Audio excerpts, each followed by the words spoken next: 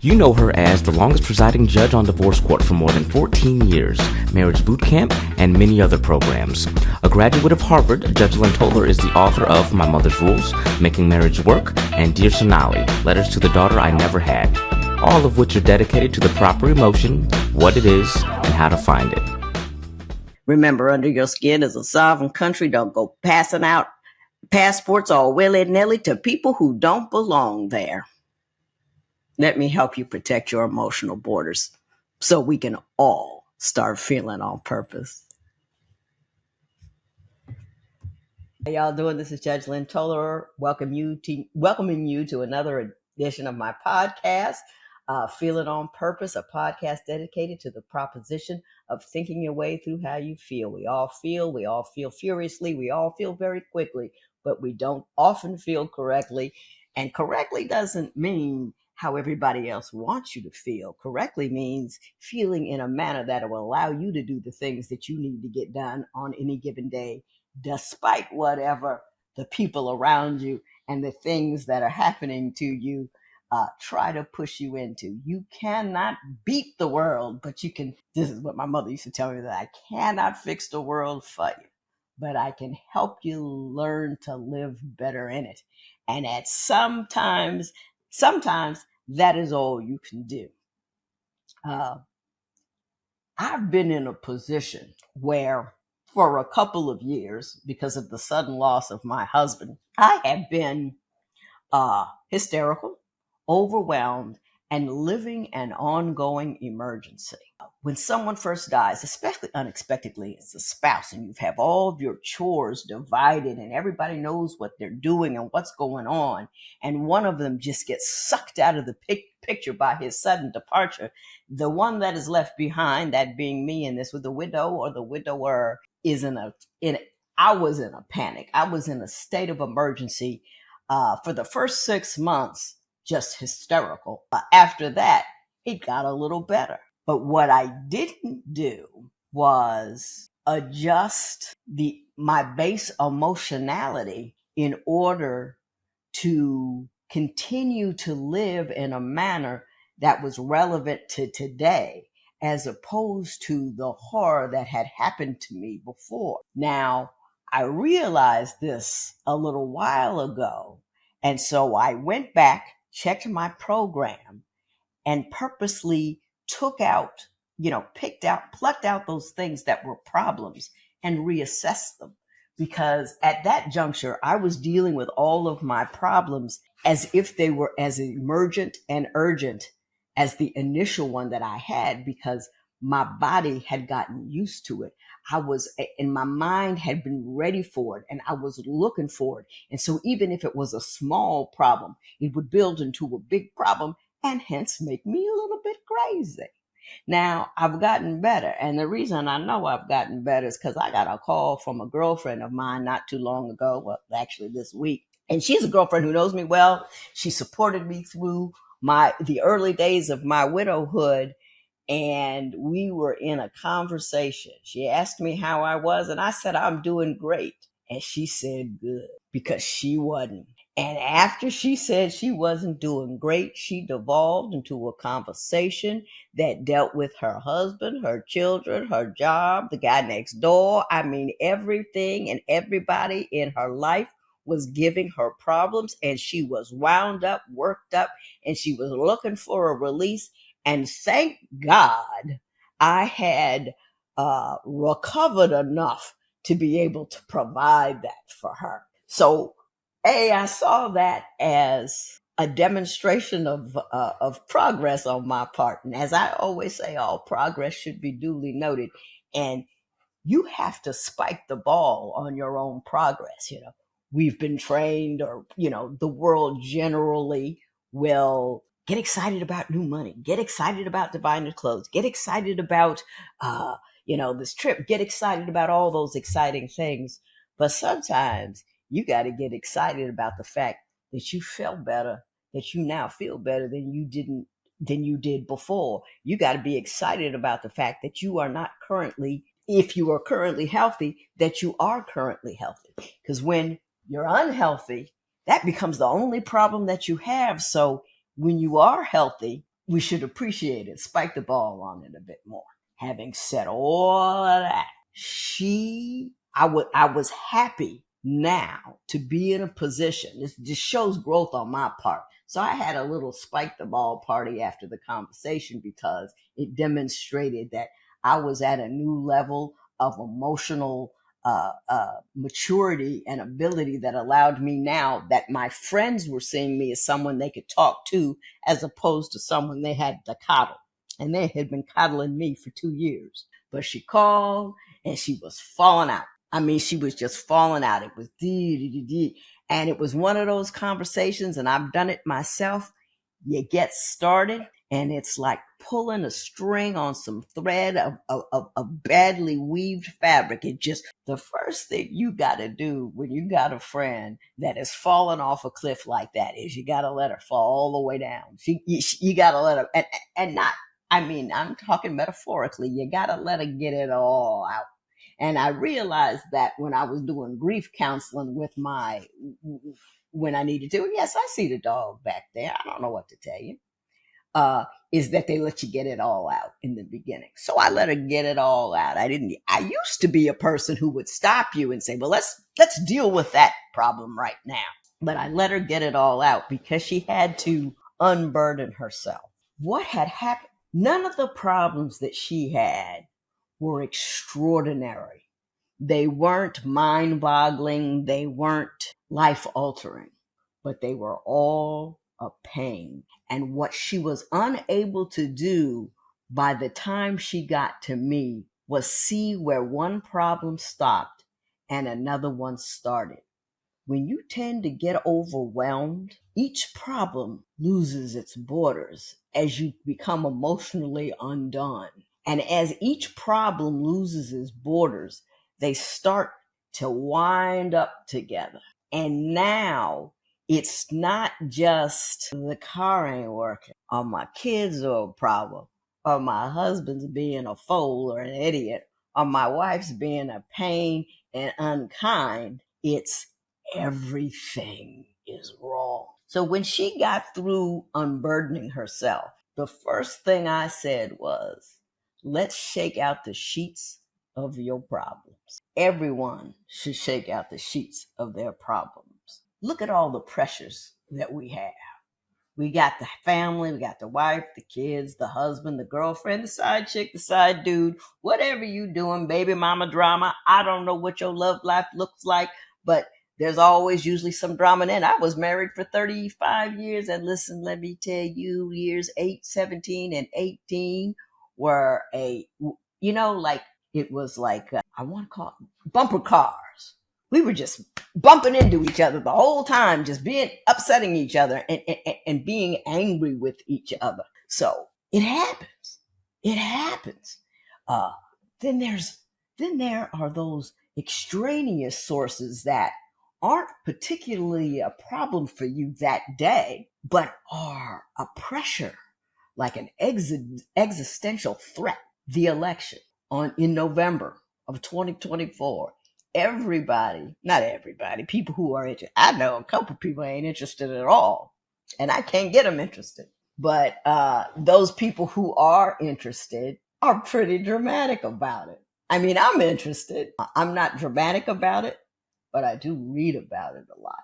And the information that comes in is so all the way left or all the way right or all the way this or all the way that. I have begun to feel as if I have an existential crisis that's going to be determined in November. And I think all of us feel like we have some existential crisis that's going to be dealt with in November. And then internet in and of itself will start feeding you your fears because you watch those things more often. It will start feeding you your beliefs and in eliminating other people's beliefs because it rests on what you watch. And so if you continue watching the same things, you get more and more and more heavy into that thing. And that thing becomes bigger than it is because you sunk deeper into where it is. Then you've got money, you've got your job, you've got coworkers, you've got the people at Target and McDonald's, everyone seems to be just on the edge of angry, looking for a push. And my girlfriend, I'm gonna call her Susie because we all know I don't know nobody named Susie. Well, actually, no, I don't. Uh, Nobody named Susie. Susie had a whole bunch of issues, from worried about the election, from worried about money, to worried about the husband, to worried about the kids and this and that and the other thing. And she was at a point where she says, I can't take it no more. And what I told her to do was, listen, shake out the sheets of your problems and start solving from the outside in. And what I mean by that is, don't talk about them all in a pot. If you are unable to excise individual urgencies and problems from the other issues that you have, I would get a piece of paper. I love paper. Now I use Remarkable. It's like it's a pad that you can write, like, and then you can convert it into text. And for some reason, I think because I'm old and I've been born in 1959, I've been at it for a while. I still like to write, but write them down on a piece of paper. Everything that you buy, whatever she listed, I said, I want you to put that on a piece of paper. Boom, diddy, boom, diddy, boom, diddy, boom, diddy, boom, diddy, boom. Now, once you've gotten excited about everything and you've collected them into one part of, oh my God, my life ain't working out, each problem has the ability to feel as problematic, as dramatic, as difficult as the most difficult problem that you have. I remember when Eric first died, my biggest problem, well, I had a million of them, but as I started to solve them, my small problems started coming up from the bottom.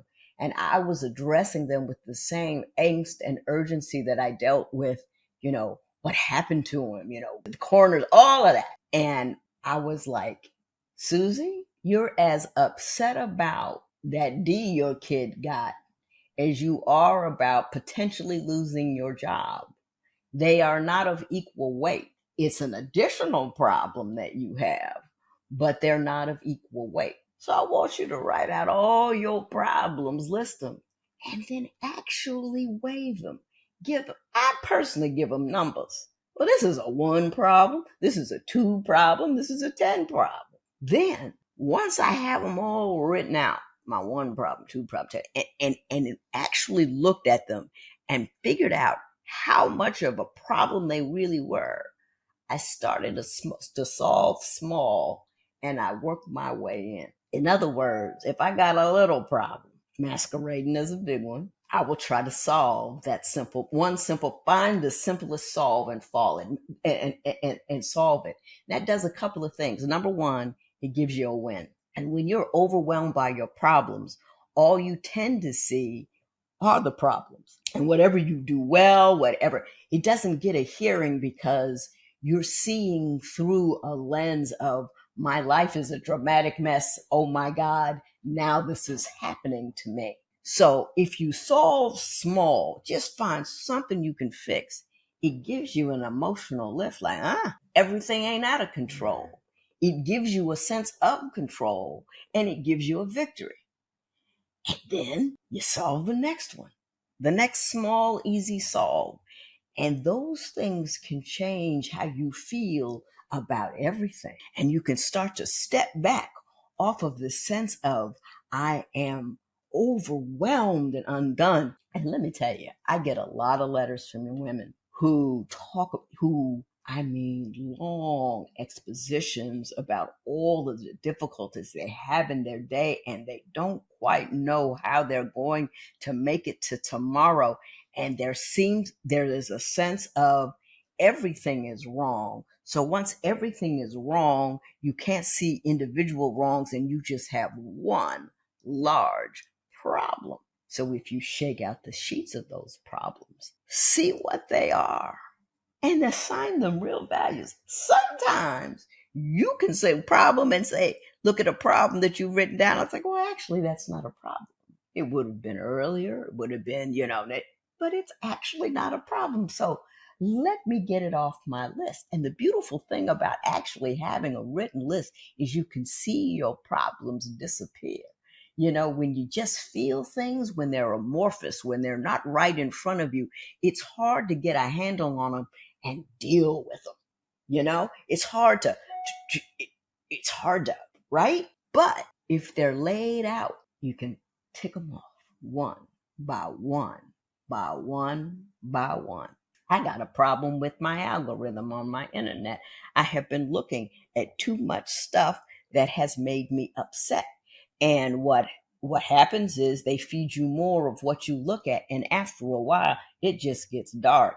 It got so bad for me, and I don't know if I should say this, but anyway, I got to a point where my algorithm was showing me Nazi executions. I had gone that dark. So what I do every once in a while, I walk away from my algorithm and make it do something else. Elephants, elephants and whales, large intelligent mammals tickle me. You know what I mean? I'd come back to life as an elephant if there were no humans on the earth, because those elephants are very, very cool. But anyway, that is a sidetrack. Uh, but I actively engage my algorithm and put new things in so that algorithm can push me towards a mood that I'd rather be in, as opposed to simply continuing to address the mood that I am in. Then I turn to my larger problems and I figure out which one is giving me the biggest issue. And I do something about that one. And I do it first thing in the morning. If somebody I don't want to call and their office opens at 9, I'm calling at 9:01 because I want to get that off my plate. And I solve not just to solve the problem, but to soothe my soul.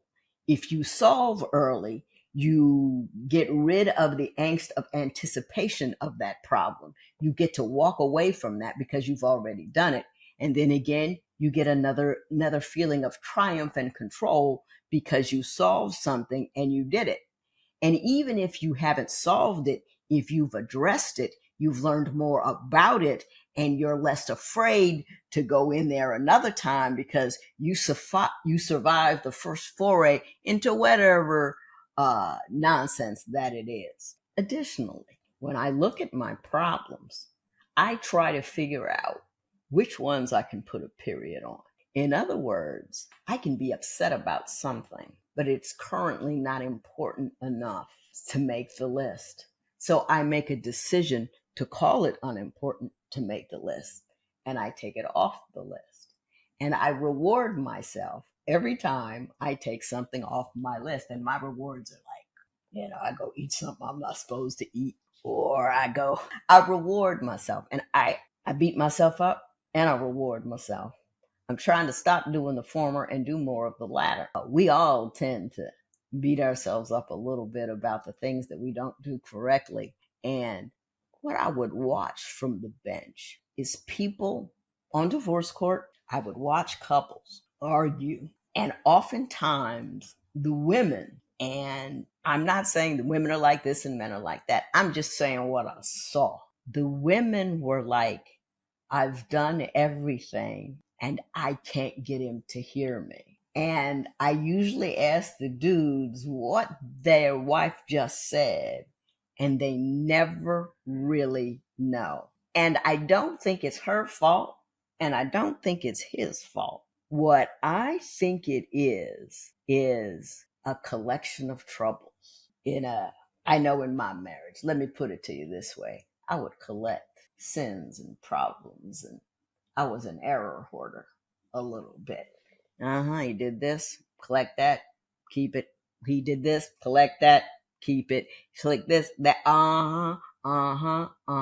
And when you order, error hoarding is like living in a bucket with your significant other.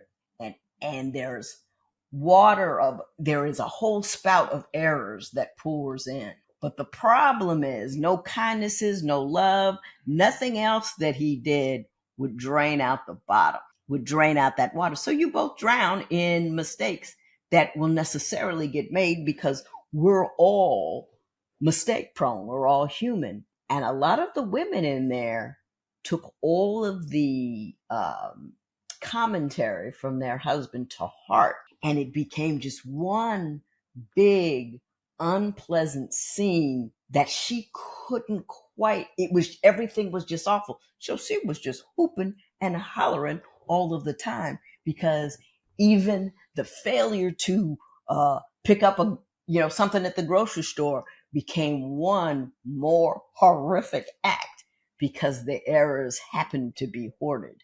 And it's not a woman thing. It's solely men hoard errors too, but they tend to hoard different kinds. My husband would hoard my errors, but he would hoard the different types of errors. We all tend to hoard different types of errors. But if you are an error hoarder, the thing is, even though it makes you feel good because you can always point to the other person as the person who is the problem. But the problem with being an error hoarder is when you never let go of any of the sins that the other person commits, you're both drowned in their mistakes. They become less of the strong, wonderful person that you met when you pick at them and pick at them and pick at them.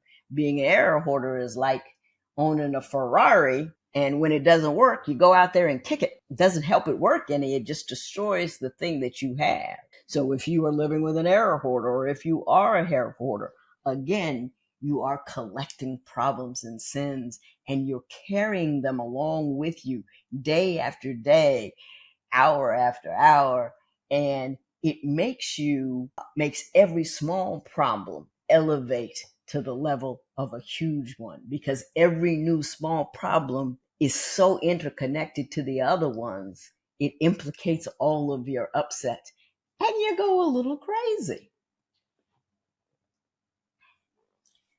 Another thing you got to do when you are overwhelmed, and I had to tell my girlfriend Susie this because we got to talking about the election, and not just the presidential election, but local elections and judges. I spend a lot of time on my judges list. I go in, I read about them and all that kind of stuff. Because, we're way down ballot and most people don't know what we're doing. And if you're not a good one, you can get away with it for a while once you're there, because most people don't know unless they've already been in front of you. So the time to worry about who your judiciary is right now.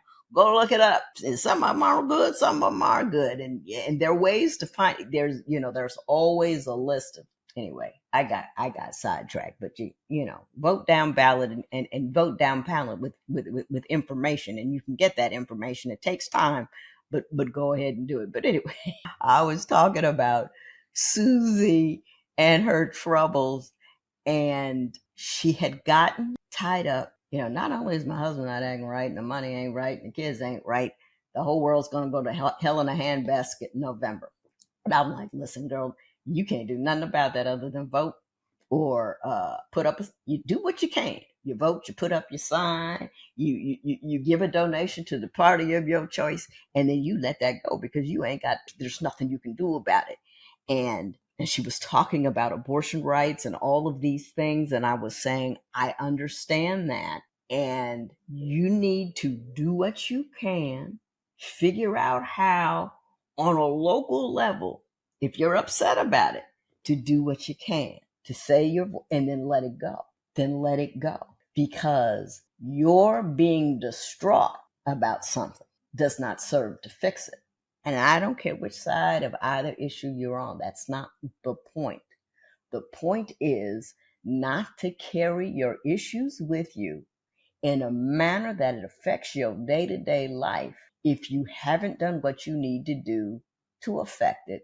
And then once you've done as much as you can to affect it, then you let it go.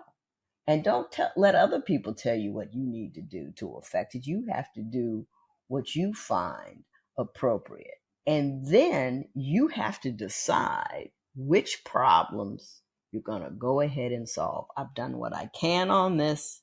Let me move on to that. But not let the uncertainty of that huge thing, your inability to control that huge thing, land on you like another emotional issue that you have. Don't borrow that trouble. Don't put your head in the sand. Do what you can, and don't perseverate. I think that's the word I'm looking for. It's like go around and around and around. I do that. And both of my kids do that. So I think it's genetic. But anyway, I don't know. So another thing I asked her to do is get more aggressive on her 3D 2D ratio. She was spending a lot of time on TikTok and all that kind of stuff, and I think she was doing that because the atmosphere in her home was so jacked up. But what the problem was, what she was doing on the internet was upsetting her emotionally. Now, she didn't think it was because it wasn't the problems that she was currently vetting, but she was borrowing other people's troubles. People talk about, their losses and this and that. It can be a very sad place. I think it's a wonderful place for people who have been isolated. Like, I've watched Dan and his mother and his father. You can be isolated taking care of an older person who is suffering from dementia.